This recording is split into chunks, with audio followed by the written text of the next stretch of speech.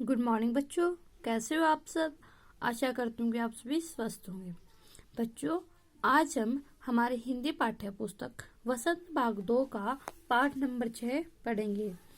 इसका नाम है रक्त और हमारा शरीर। यह जो पाठ है जगदीश अग्रवाल द्वारा रचित एक ज्ञानवर्धक निबंध है। इस निबंध में जो लेखक है वो रक्त के स्वरूप और उससे संबंधित बीमारियों की और उनकी रोकथाम के बारे में हमें समझाता है।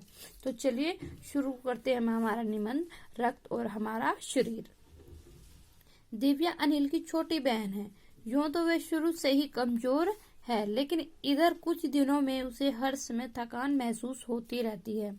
मन किसी काम में नहीं लगता। भूख भी पहले से कम हो गई है। अस्पताल में उसे डॉक्टर ने देखा तो लगता है दिव्या के शरीर में रक्त की कमी हो गई है। जांच कराकर देखते हैं, यह कहकर उन्होंने दिव्या को रक्त की जांच के लिए पास के एक कमरे में भेज दिया। वहां अनिल को अपनी ही जान पहचान की डॉक्टर दीदी दिखाई दी। डॉक्टर दीदी ने कहा, कहो अनिल, कैसे आना हुआ। अनिल ने बताया कि डॉक्टर ने दिव्या को खून की जांच के लिए आपके पास भेजा है। इतना सुनते ही डॉक्टर दीदी ने दिव्या की उंगली से रक्त की कुछ बूंदें एक छोटी सी शीशी में डाल दी और स्लाइड पर लगा लिया। स्लाइड वही शीशे की होती है, पतली सी ऐसे आकार की होती है। फिर अनिल से बोली, अनिल तुम कल अस्पताल से रिपोर्ट ले आना। अगले दिन अस्पताल पहुंचकर अनिल ने डॉक्टर दीदी के कमरे के दरवाजे पर दस्तक दी। भीतर से आवाज आई, आ जाओ। अनिल ने कमरे में प्रवेश किया तो पाया डॉक्टर दीदी सूक्ष्मदर्शी द्वारा एक स्लाइड की जांच कर रही है। सूक्ष्मदर्शी होता भी जिससे हम छोटी से छोटी चीजें देख सकते हैं।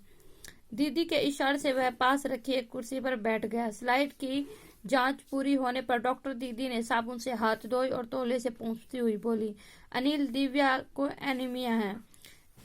चिंता की बात नहीं है, कुछ दिन दवा लेगी तो ठीक हो जाएगी।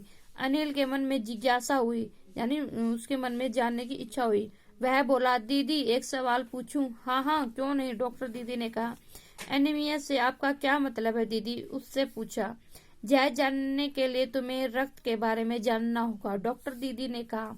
फिर बोली, अनिल, देखने में रक्त लाल द्रव के समान दिखता है, किंतु इसे सूक्ष्मदर्शी द्वारा देखे तो यह भानुमति के पिटारे से कम नहीं है। मोटे तौर पर इसके दो भाग होते हैं। एक भाग वह जो तरल है, जिसे हम प्लाज्मा कहते हैं। दूसरा वह जिसमें छोटे बड़े कई तरह के कण होते हैं, कुछ लाल, कुछ सफेद, कुछ ऐसे जिनका कोई रंग नहीं, जिन्हें बिंबाणु प्लेटलेट कण कहते हैं। ये कण प्लाज्मा में तैरते रहते हैं। इतना कहकर डॉक्टर दीदी ने सूक्ष्मदर्शी के नीचे एक स्लाइड लगाई, उसे फोकस किया और बोली, फोकस होता है भाई, ध्यान से देखना किसी चीज को। देखो अनिल, सूक्ष्मदर्शी द्वारा जो कण तुम्हें दिखाई दे रहे हैं, ये है लाल रक्त कण। स्लाइड देख मानो आश्चर्य से, यानी हैरानी से उछल पड़ा था अनिल। रक्त की एक बूंद में इतने सारे कण, इसकी तो वह कल्पना भी नहीं कर सकता। वह बोला, इन्हें देखकर तो ऐसा लग रहा है मानो बहुत सी छोटी छोटी बालूशाही रख दी गई हो। हाँ, दीदी बोली, लाल कण बनावट में बालूशाही की तरह ही होते हैं, गोल और दोनों तरफ अफ्तल, यानी बीच में दबे हुए। रक्त की एक बूंद में इनकी लाखों संख्या लाखों में होती है। यदि हम 1 मिलीमीटर रक्त ले तो उसमें हमें 40 से 55 लाख कण मिलेंगे। इनके कारण हमें रक्त लाल रंग का नजर आता है। ये कण हमारे शरीर के लिए दिन रात काम करते हैं। सांस लेने पर साफ हवा से जो ऑक्सीजन तुम प्राप्त करते हो, उसे शरीर के हर हिस्से में पहुंचाने का काम इन कणों का है। इनका जीवन काल लगभग 4 महीने होता है। 4 महीने के होते होते ये नष्ट हो जाते हैं, लेकिन एक साथ नहीं, धीरे धीरे, कुछ आज, कुछ कल, कुछ उससे अगले दिन। तब तो कुछ ही महीनों में ये खत्म हो जाते होंगे, अनिल ने कहा। यह सुनकर डॉक्टर दीदी मुस्कुरा उठी और बोली, नहीं, ऐसा नहीं होता। शरीर में हर समय नए कण बनते रहते हैं जो नष्ट कणों का स्थान ले लेते हैं। हड्डियों के बीच के भाग, मज्जा में ऐसे बहुत से कारखाने होते हैं जो रक्त कणों के निर्माण कार्य में लगे रहते हैं। इनके लिए इन कारखानों को प्रोटीन, लौह तत्व और विटामिन रूपी कच्चे माल की जरूरत होती है। यह पौष्टिक आहार लेते हो हरी सब्जी, फूल, फल, दूध, अंडा और गोश्त में ये तत्व उपयुक्त मात्रा में होते हैं। गोश्त होता भी मांस। यदि कोई व्यक्ति उचित आहार ग्रहण नहीं करता तो इन कारखानों को आवश्यकता अनुसार कच्चा माल नहीं मिल पाता।